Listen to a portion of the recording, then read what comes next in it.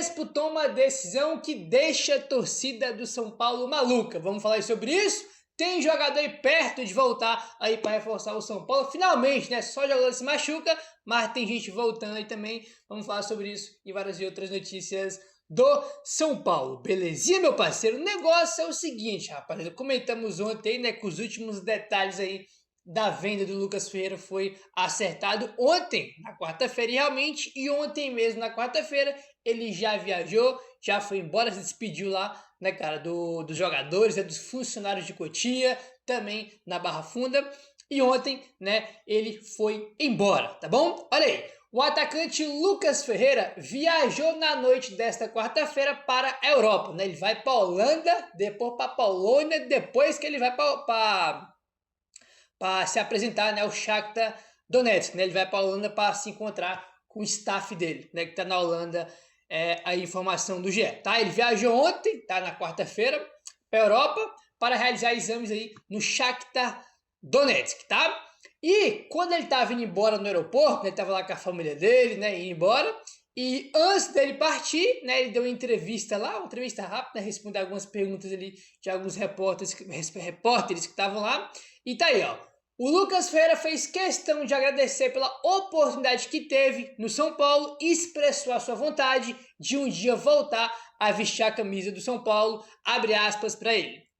É um até logo, eu vou voltar, só tenho a agradecer a Deus pela oportunidade e ao São Paulo, à comissão técnica e também a todos os funcionários do clube, fecha aspas aí para o Lucas Ferreira, falando que um dia vai voltar, que é um até logo, né? Quem falou isso aí também foi o Matheus Alves, que recentemente também foi doado, né? Ele foi pro CSK da Rússia, também falou que é um até logo, que ele vai voltar, e o Lucas Ferreira foi na mesma pegada, vou voltar um dia, tomara que eles voltem mesmo, porque o Lucas Ferreira e o Matheus Alves eu gosto muito dos dois, mas infelizmente o tempo aí deles no São Paulo foi muito curto, né, cara? Muito curto mesmo. Ficaram o quê? Meia temporada no São Paulo, né? Porque eles foram campeões da Copinha no começo do ano.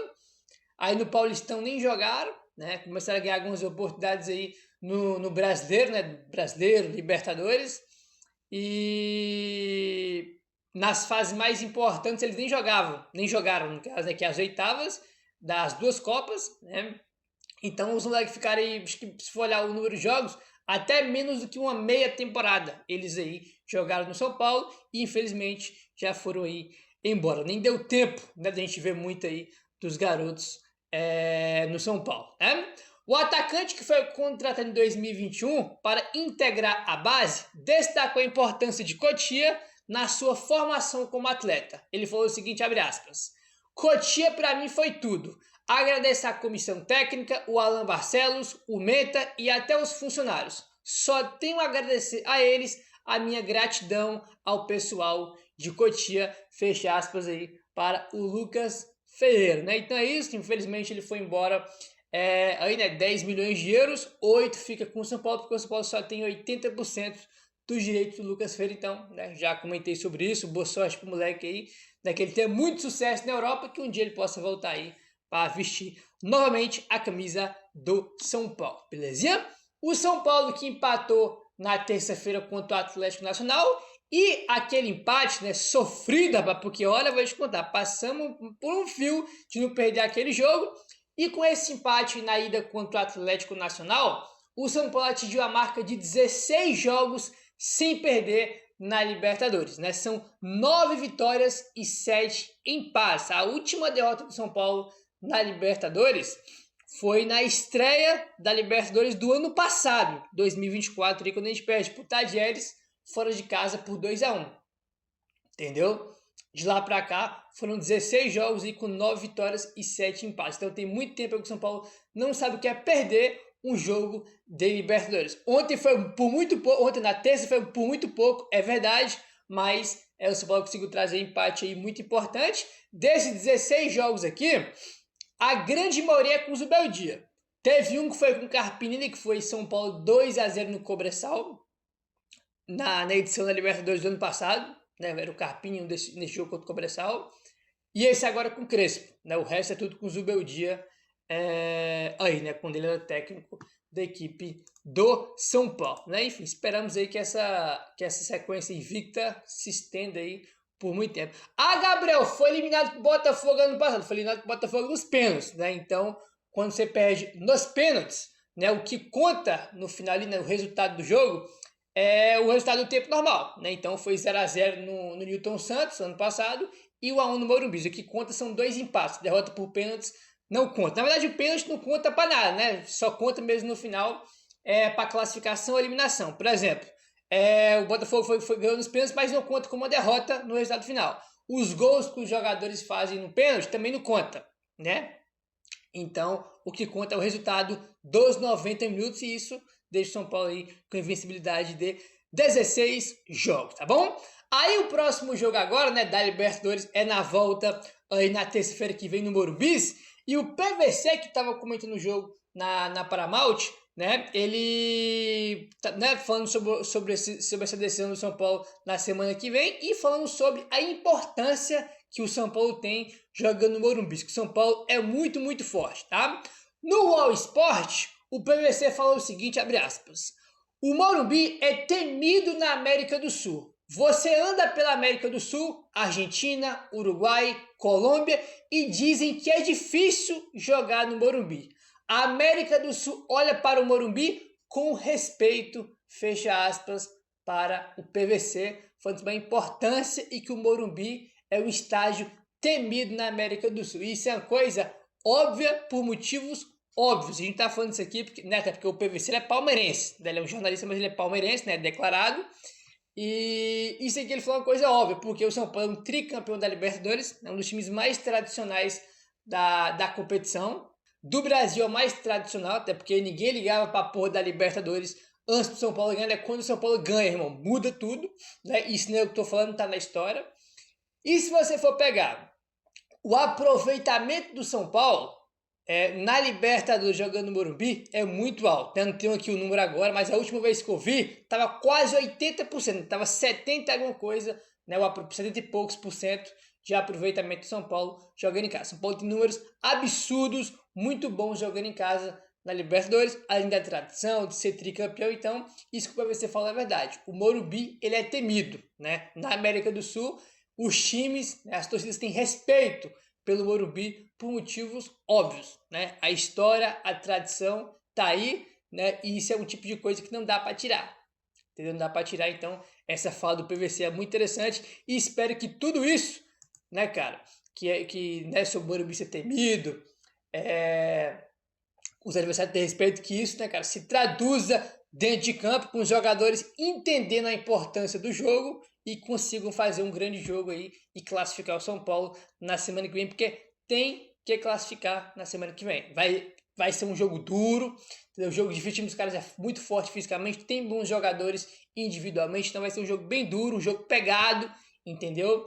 Então, que o São Paulo, né, que os jogadores entendam o tamanho e a importância que tem esse jogo aí, entendeu? É um jogo fundamental aí, porque, irmão, se for eliminado do ano, acabou. Se for eliminado do ano, acaba em agosto, né? Ser 4 meses aí só, jogando uma vez na semana, brasileiro. E isso ninguém quer, então tem que conseguir essa classificação na próxima terça-feira, que o Morumbi vai estar abarrotado, não tenhamos nenhuma dúvida disso, belezinha? E finalmente tem jogador aí perto de retornar. Só jogador machucado, todo jogo machuca um, mas felizmente já tem gente aí perto, não agora, mas está perto aí de poder retornar. Segundo o André Hernan, após sofrer uma lesão muscular, o Wendel iniciou a transição física para o gramado e já voltou a correr nesta quarta-feira. O elenco do São Paulo ganhou folga ontem na quarta-feira, mas quem está machucado, se recuperou de lesão, se reapresentou normalmente. Então o Luiz Gustavo, o Wendel, a Arboleda, os caras que estão machucados, eles se apresentam normalmente, né? Então ontem, na quarta-feira, que foi de folga para o elenco, o Wendel aí, né, iniciou a transição física para o gramado, tá? E voltou a correr aí. A expectativa, segundo o André Hernan, é que o lateral retorne para o duelo contra o Atlético Mineiro no dia 24 pelo Campeonato Brasileiro. E jogo aí, né, a gente joga contra o Sport sábado, aí tem o Atlético Nacional terça, e depois é o Galo, né, que é o jogo aí, que é o jogo que o Wendel deve voltar. Esse jogo contra o Galo é no final de semana que vem, né, sem ser nesse, no outro, entendeu? Então, daqui 2 jogos, né, passando 2 jogos, né, que é Sport e Atlético Nacional, a gente deve ter já o Wendel de volta contra o Galo. Finalmente, porque, né, inclusive, muita gente criticando o Enzo Dias aí nos últimos jogos, e o Patrick lança com a reserva dele, já que o Wendel tá machucado, então é complicado, porque o Wendel, no melhor momento dele pelo São Paulo, quando o cara tava engatando uma sequência, jogando bem, criando confiança, né? Finalmente o Wendel jogando o que a gente esperava dele, o cara vai lá e tem uma lesão muscular, né, cara? O que fez ele ficar de fora aí de alguns jogos. Ele se machucou no jogo de ida da Copa do Brasil contra o Atlético Paranaense, né? No comecinho do jogo, ele acho que deu nem 10 minutos, 10, 15 minutinhos, ele teve essa lesão muscular e vai ficar de fora, né, cara? E até o jogo contra o Galo, que é o jogo aí que ele deve retornar. Então, ótima notícia aí, né, cara? Finalmente alguém saindo do DM aí para poder reforçar a equipe do São Paulo. Belezinha, meu parceiro? O negócio é o seguinte, rapaziada. A gente, hoje é quinta-feira, né? O elenco do esporte se reapresenta, tem treino hoje, treino sexta e sábado tem aí São Paulo Esporte lá na Ilha do Retiro. O que acontece? O jogo é sábado na Ilha do Retiro, tá? Campo pesado, vai ser um joguinho chato de jogar. A Gabriel Esporte tá quase rebaixado, exatamente, mas não é só mas não quer dizer que isso vai ser um fator que vai fazer o São Paulo ganhar o jogo de 5-0, muito pelo contrário. O Sport vem de uma vitória contra o Grêmio, a primeira no brasileiro deles, né? Então vai estar a Ilha do Retiro lotada, aquele campo pesado, vai ser um jogo difícil, tá? Vai ser um jogo duro. Aí, né? Por mais que o Sport, né, tá basicamente rebaixado, mas os caras, evidentemente, não é só por causa disso. Nossa, então vai ser 5-0 para o São Paulo, muito pelo contrário, né? O São Paulo vai ter que, suar, né? Vai ter que suar lá para poder trazer um empate ou uma vitória. Até porque, né, o Crespo aí, né, não sei se é uma decisão do Crespo, mas o Crespo, né, junto com a diretoria, tomando uma decisão importante para esse jogo, que eu acho que é mais do que necessário. Eu acho que isso aqui é um tipo de assunto, né, de decisão, que não dá nem para questionar, tá? Vamos lá. Segundo o blog do São Paulo, o São Paulo vai ter meninos do Sub-20 compondo o elenco contra o Sport no Brasileirão, visando poupar seus principais jogadores para o jogo de terça-feira contra o Atlético Nacional.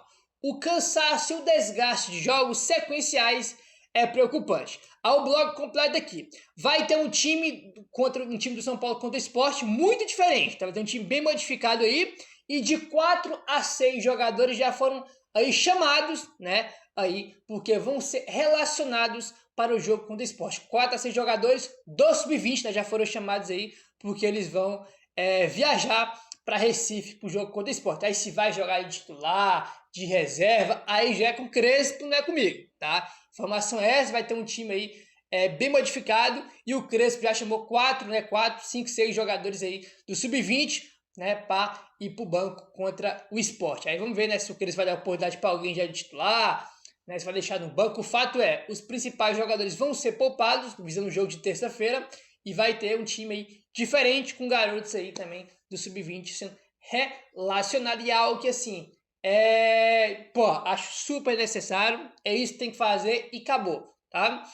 O jogo contra o Sport é importante, só que é um jogo importante do brasileiro contra o principal jogo do ano na terça-feira, né? E a gente joga contra o Sport no sábado, né? Sábado, aí tu só tem, imagina se tu põe um time lá para jogar. Os caras jogaram contra o Atlético Nacional na Colômbia. Aí tem o Sport na Ilha do Retiro sábado.